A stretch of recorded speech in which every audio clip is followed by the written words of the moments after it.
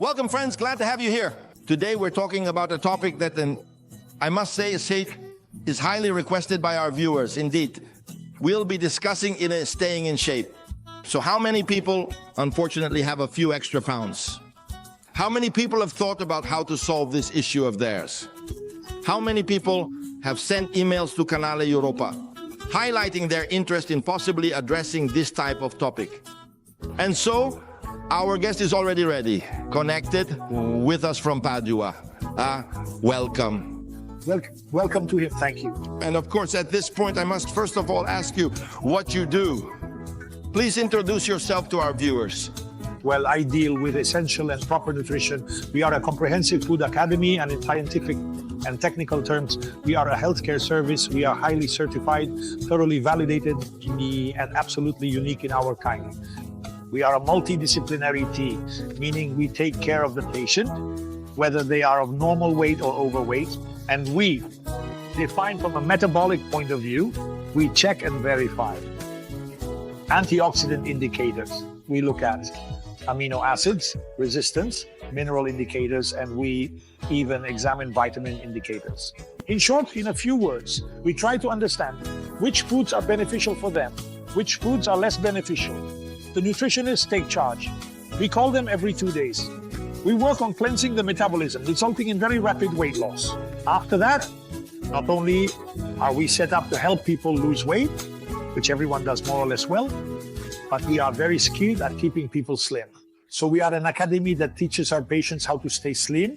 We have the support of a nutritionist, a biologist, and last but not least, a psychologist, because we are not so much tied to food itself, but to the relationship with food. Well, the importance of a healthy diet is certainly fundamental, but I'm curious, is it easier with men or with women to achieve the goal of getting back in shape, of losing the extra pounds? For men, we have an average weight loss of 13.6 kilos per month. Women, on the other hand, lose 11.2 kilos. Women have less predisposition because they have premenstrual syndrome, menstruation, or are in menopause.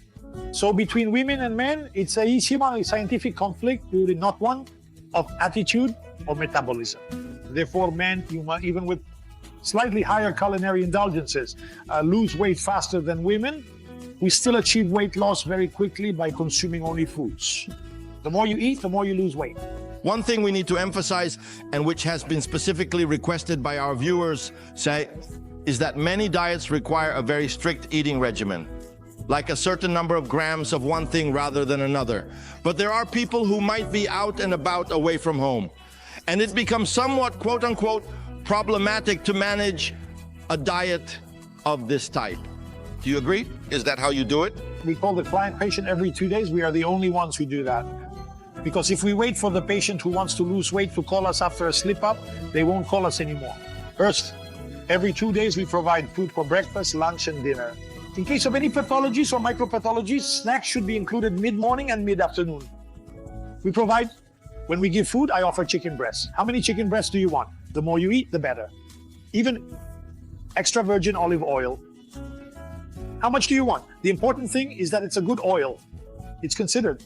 Extra virgin olive oil should be sold in pharmacies. Enough with this tiny spoon and these 30 grams of bresaola and 22 grams of salad. Of course, they don't lose weight. It takes a year to lose 10 kilo.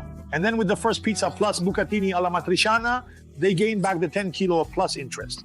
So only food, only nourishment. When we provide food, we also do so based on the hair test. Considering micropathologies, macropathologies, it's a multidisciplinary approach involving nutritionists and biologists who precisely define the path according to age, body fat mass, not just weight, but also considering medicine. The pills one takes, the medications one uses, whether someone might have a thyroid problem, diabetes type 1, issues with transaminases, steatosis, or rather, high cholesterol. So it's subjective.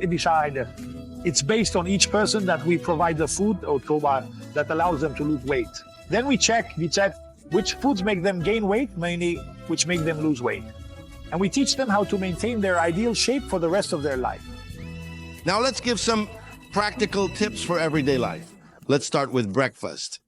Cappuccino, croissant, cappuccino. What do we tell our viewers? neither the cappuccino nor the croissant is good. You see 2 out of 2. Why aren't they good?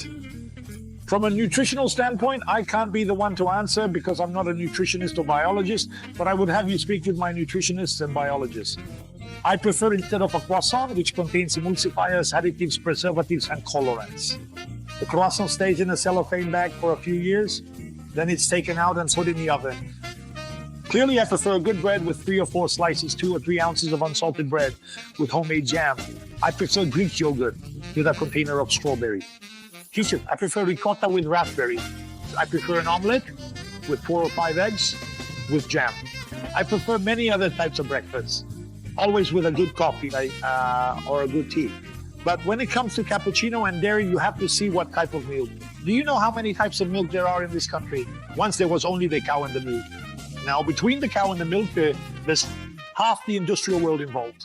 So I wouldn't even know what type of milk to recommend to you. Also, because there are those who... So, better coffee with a slice of cake than cappuccino with a brioche, I understand. The important thing is that the cake is homemade and not bought. But how many people love not your pizza? And what do we say to them? That for the moment, when someone has 30, 40 kilo or 10 kilo to lose or to slim down, we forget about carbohydrates. We clean the metabolism without carbohydrates. We only introduce carbohydrates to accentuate and give a boost at the glycemic level if a person is stuck in terms of weight loss. Then they can add all the carbohydrates they want. Keep in mind that long pasta is metabolized and digested in the first stomach, while short pasta in the third stomach. Keep in mind that egg pasta does not make you gain weight. But once someone has lost weight, can we give them back pizza, a cappuccino with a croissant, etc.? Exactly. We have people who, after years, eat more carbohydrates than before and no longer gain weight. Because cleaning the metabolism means getting rid of all the fatty acids. Cleaning the metabolism means going to see you, it's like a pressure washer. Are you familiar with when you wash the car with a pressure washer? Of course. Well, when it's full of mud, full of dust, well, we do the same thing with the person. Internally, we clean the entire metabolism. We stop overburdening the first, second, and third stomachs.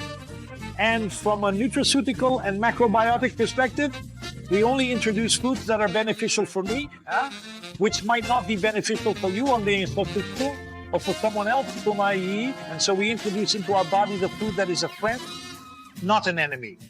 From that perspective, that the blood is cleansed, the liver is cleansed, like all the pathways are cleansed. One of the things I would like to ask you about is the timing. Let's consider a person who needs to lose 10 kilo or 20 kilos or 30 kilos. So, over what period of time could they expect to achieve these 3 goals? The goal we set and the actual timing depend on the indulgence. So we teach how to indulge. When you need to indulge well. Go to a wedding, aside from the bride and groom, eat everything. The day after, 2 days later, you know how to get back on track. It's pointless to pretend to indulge. If you take half a gram of aspirin, your headache goes away. If you take half a gram of acid or half a gram of cyanide, you die. If you take 100 grams of cyanide, you die just as much. So we must first correlate the timing with the quantity and also the quality. To lose 10 kilo, it might take someone a month or 2. To lose 20 kilo, it might definitely take a month or 2. To lose 30 kilo, it might definitely take a month or 2. We have even reached 40 kilo in 2 or 3 months. It always depends on the metabolism, how polluted it is, how much chemistry one has consumed, how many junk foods, meal replacements, chemical supplements, how many pills. It depends on the lifestyle that led to gaining plus 10, plus 20, plus 30 kilo. Of course, sure.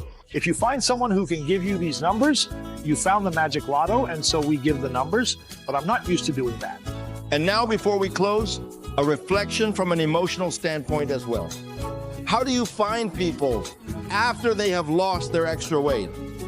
Do you find people reborn, happy, satisfied? Look, I chose this field for 2 reasons. The first, commercially speaking, is that a person who loses weight becomes noticeable, gets noticed, and thus brings us other people who have the same need. This is ultimately, apart from you, from your TV and what you do, the rest is no longer possible. Call centers or making phone calls or doing shopping centers, there's no more of that. We are in a world of the web and we must go into the web. In fact, you and I are here. The second reason I entered this sector is because we bring a wave, a tsunami of smiles into families. When I help a woman lose 30 kilos who was wearing slippers, a tracksuit, and had gray hair, and after 3 months, she's in a suit with high heels, I've brought happiness, not only to her, but to the entire family circle, even to the daughter who goes out shopping, and to the father who asks where she's going, and vice versa. The man who is dozing on the couch or wears a mask at night because he doesn't sleep well or has trouble breathing, which is typical, when there are 20, 30, 40 extra kilos, when we help him lose this weight, so we give him and the family a breath of fresh air because he can ride a bike, play tennis with his son, or go for a walk with his wife. So when we say that we help a person lose weight comprehensively, we are actually interacting with the entire family unit. Then not least, excuse me, let me finish. When we educate the overweight person on what proper nutrition is to move on, the whole family automatically adapts for the better. In some way, we could say it's like a balance.